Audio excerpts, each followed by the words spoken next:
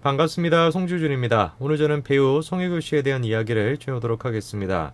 여러분도 잘 아시는 것처럼 송혜교 씨는 송중기 씨와 결혼하고 난 뒤에 이혼을 하셨는데요. 제가 송혜교 씨에 대해서 지적을 했던 몇 가지 포인트가 있었습니다.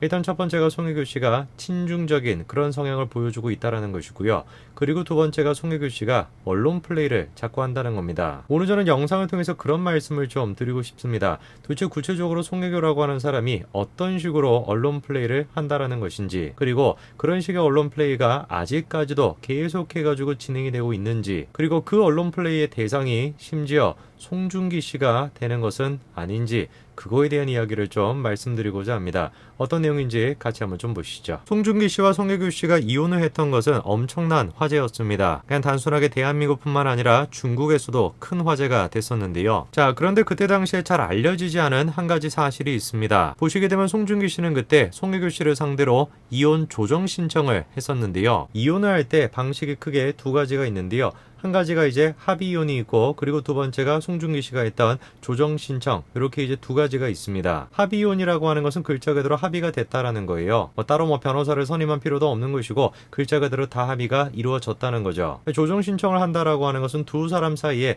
큰 틀에서는 합의가 이루어졌다라고 해도 세부적인 부분들에서는 합의가 이루어지지 않았다라는 겁니다. 그래서 송중기 씨의 이혼 사실 같은 경우도 법률 대리를 맡았던 광장의 박지연 변호사가 발표를 했었죠. 자, 그럼 우리가 저거를 통해서 송중기 씨와 송혜교 씨 두 사람의 이혼의 배경에 대해 가지고 몇 가지를 좀 생각해 볼 수가 있습니다. 일단 첫 번째가 두 사람이 합의가 원만하게 이루어지지 않았던 부분이 있다라는 걸 알 수가 있죠. 근데 합의가 원만하게 이루어지지 않았다라 그래서 감정 싸움이 있었다라고까지는 우리가 생각할 수가 없습니다. 그런데 송혜교 씨와 송중기 씨 두 사람 사이의 문제가 그냥 단순하게 합의의 문제가 아니라 감정 싸움이었다라고 하는 얘기가 나옵니다. 그도 그럴 것이, 이혼과 관련된 소식은 송중기 측에서 먼저 공개가 됐습니다. 실제로 그때 당시에 송중기 씨 측에서 언론사에게 보도를 해달라고 요청을 했다라는 거거든요. 먼저 발표했다. 그게 무슨 큰 의미가 있냐라고 생각하실 수도 있는데요. 큰 의미가 있는 게 한 가지가 더 있습니다. 알고 봤더니만 송혜교 씨와 상의가 이루어지기 전에 먼저 이혼 조정 신청까지도 했었던 것이죠. 그러니까 송중기 씨가 먼저 이혼 조정 신청을 하고 하루가 지나고 난 뒤에 송혜교 씨한테 알렸다라는 겁니다. 그리고 얼마 시간이 지나지 않아서 송중기 씨 측에서 아예 대놓고 이 문제에 대해서 명확하게 밝혔습니다. 아예 그냥 송중기 씨 측이 뭐라고 얘기합니까? 거짓말을 유포할 때는 전부 공개할 수도 있다라는 경고의 의도가 분명히 있었다라는 것이죠. 송중기 씨의 저런 식의 반응을 우리가 생각해 봤을 때는 적어도 송중기 씨는 이렇게 이혼한 이유 자체가 송혜교 씨 때문이다 라고 생각한다고 볼 수 있겠죠. 그리고 또 동시에 송중기 씨는 송혜교 씨가 거짓말을 할 경우, 즉 바꿔 얘기해서 언론 플레이를 하는 거, 그거에 대해서도 경고를 했다라고 볼 수 있습니다. 그리고 그렇게 이혼하고 난 뒤에 두 사람은 다른 행보를 보여줬었는데요.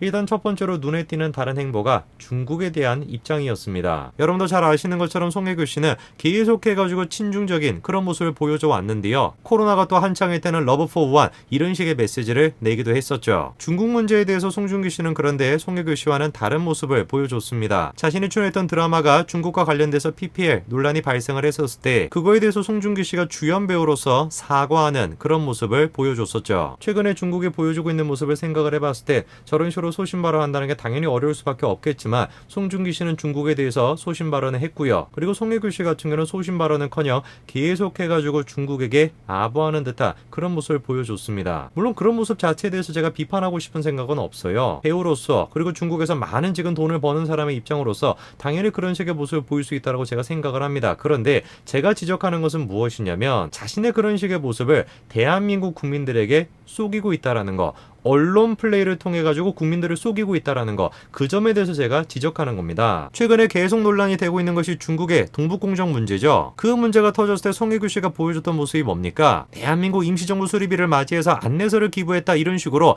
애국 투사 같은 그런 이미지를 만들어냈습니다. 중국의 동북공정과 관련된 문제가 한창일 때 국내에서 나왔던 송혜교 씨에 대한 언론 보도가 저런 식이었습니다. 송혜교 씨가 찐이라는 거예요. 진짜로 나라를 사랑하는 사람인 것이고 진짜로 애국자다, 그런 식의 기사가 쏟아져 나왔습니다. 정말 사실이었을까요? 기사의 제목만 지금 보면은 송혜교 씨가 찐인 것처럼 애국자인 것처럼 보이는데 정말 사실이었을까요? 정말로 송혜교 씨가 대한민국을 사랑하는 애국자라고 한다면은 당연히 동북공정 문제에 대해 가지고 지적할 수 있어야 되겠죠. 그런데 송혜교 씨가 찐이라고 했던 그 기부 활동을 보면은 뭔가 좀 이상한 것이 있습니다. 어떻게 된 것인지 송혜교 씨의 그런 식의 활동은 중국의 심기를 건드리기는커녕 중국 사람들이 더 좋아하고 있다라는 것인데요. 청산리 전투 100주년을 기념해가지고 김자진 장군의 부조 작품을 마찬가지로 중국 측에 전달을 했습니다. 계속해가지고 그런 식의 모습을 보여주다 보니까 중국 사람들이 너무 좋아하는 거죠. 누구를? 송혜교 씨를. 송혜교 씨가 했던 거는 간단해요. 반일 감정을 부추기고 친중적인 그런 식의 기념 활동을 했던 거, 그게 송혜교 씨가 했던 일의 전부입니다. 근데 송혜교 씨 이런 식의 모습이 언론 플레이를 통해 가지고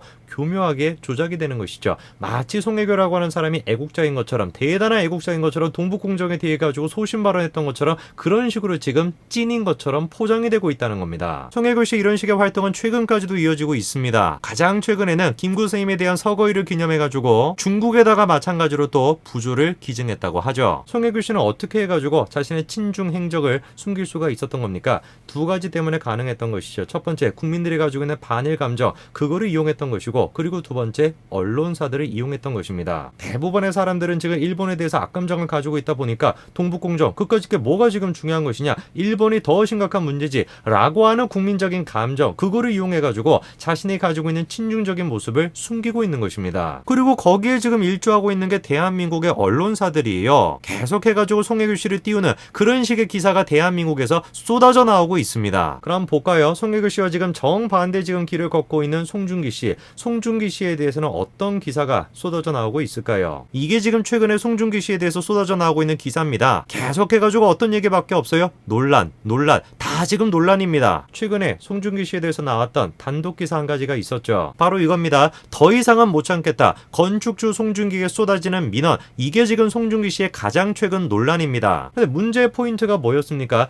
애당초 송중기 씨는 양보를 했던 것입니다. 자신의 사유지를 도로로 활용하라고 양보를 했던 것이고, 그 도로가 높이가 지금 높아져가지고 저런 지금 논란이 발생을 한 겁니다. 보시게 되면 송중기 씨가 사유지를 주민들에게 양보해가지고 도로를 넓힌 것이었습니다. 제가 이런 거에 대해 가지고 송중기 씨가 언론 플레이를 당하고 있다라고 얘기하는 이유가 뭔지 아십니까? 이번에 SBS에서 단독 기사를 했던 기자가 누구냐? 강경윤이라고 하는 기자입니다. 이분이 송혜교 씨에 대해서 어떤 기사를 썼는지 한번 볼까요? 상하이 왔어요 송혜교 한층 더 청순해진 근황, 이런 기사를 쓰고, 서경덕 교수가 밝힌 송혜교의 광고 거절 뒷 이야기, 이런 식의 기사를 씁니다. 송혜교가 거절한 광고 뒷 이야기 어떤 내용일지 감이 잡히시죠? 그렇죠? 송혜교가 일본과의 관계를 생각해가지고 일본 측으로부터 들어왔던 광고를 거절했다, 그런 식의 내용입니다. 아까 전에 제가 지적을 했던 것처럼 마치 대단한 지금 애국자인 것처럼 그렇게 언론 플레이를 하는 거, 그거에 지금 일조하고 있는 사람이 강경윤이라고 하는 기자인 거예요. 글쎄요, 저는 송혜교 씨가 송중기 씨와 이혼하고 난 뒤에 최근까지 계속해가지고 보여주고 있는 근황을 보면은 좀 그런 생각이 듭니다. 이분